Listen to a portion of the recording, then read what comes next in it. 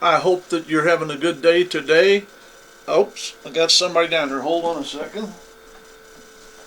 This is my Macy May, my little wild girl, and she rides in the truck with Dad and goes everywhere. And now she's wanting to get on the video. She's down there at my feet begging me to pick her up. Macy May, she's a good girl. But we're going to get back on track here and put Macy down there. We're going to talk about so many people want to do what pleases themselves. What pleases yourself may not be the best thing for you or your family. It may not be the best thing that choice you make when you try to please yourself. So many people come to church just to get what they can get out of God.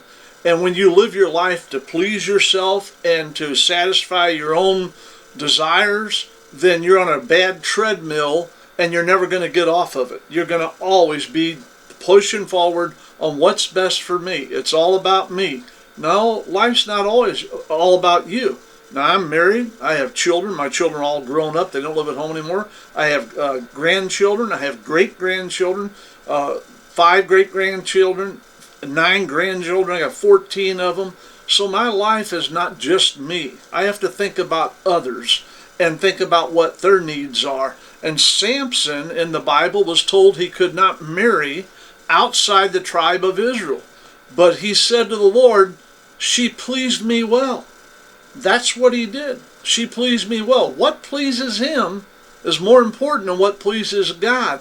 You have to be careful on what pleases you, because what pleases you may rob you out of God's destiny for your life. Because, oh, she pleases me. Well, then, that's wonderful. But if God don't want you to be with her, and if God told you not to marry her, then you shouldn't do it. You can run to enough preachers till you hear what you want to hear. But let me tell you, on TV you see so many preachers.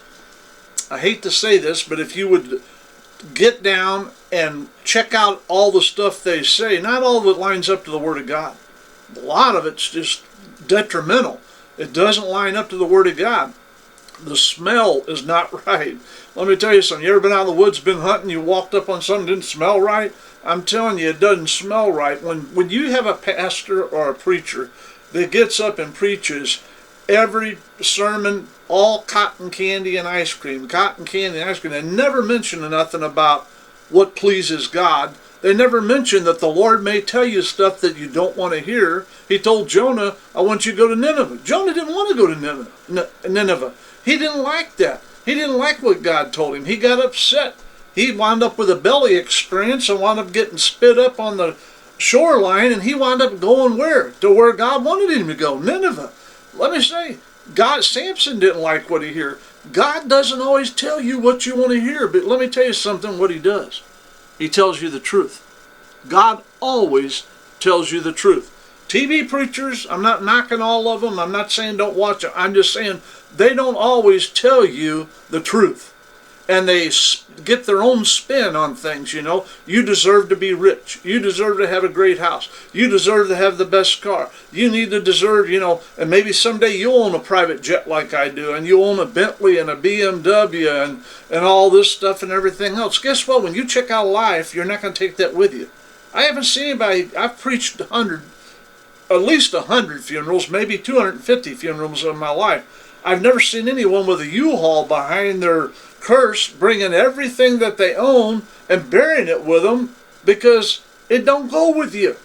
What you obtain in this life, you're not going to take with you. So when you put these things above God and you put pleasing myself, I'll tell you what, folks, I never have had the desire in my life to be rich.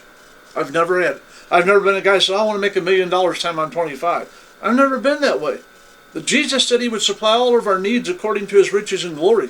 I believe in working hard. I believe in trying to save your money and do what you can and all that. But I've never had a desire. You know why? Because people that have $9 billion, $25 billion, there are people out there that are worth over $50 billion.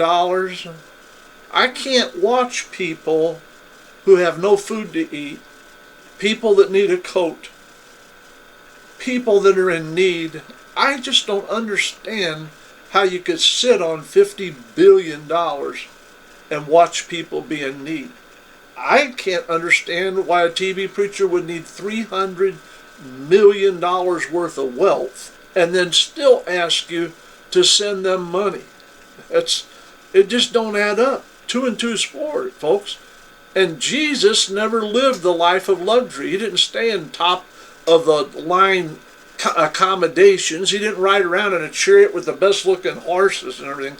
Oh, but we need to have the best of everything. We're God's child. If you want to live that fantasy, live it. You're on a treadmill and you'll never get off of it. But Bible says that you should be thankful and you should appreciate everything that you do have, what you do have. And so we need to thank God for it.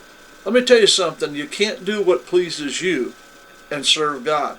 You have to do what pleases God. It has to be about God, not about you. If it's about you, I like this, I want this, I need this, I want to go here, I want to do this, you got eye trouble. I. What pleases God? What pleases God? Ask God. Our president, when I was a kid, said, ask not what your country can do for you, but ask what you can do for your country. I'm going to close this today by telling you, don't ask God what's good for you. Ask God, what can I do to please you? What's pleasing to you, Lord? And that's what we need to do. God bless you. I love you. I went a little long today. I'm sorry. I hope you have a wonderful day. And try to realize, put God first and don't put all what pleases you first. I love you. Have a great day.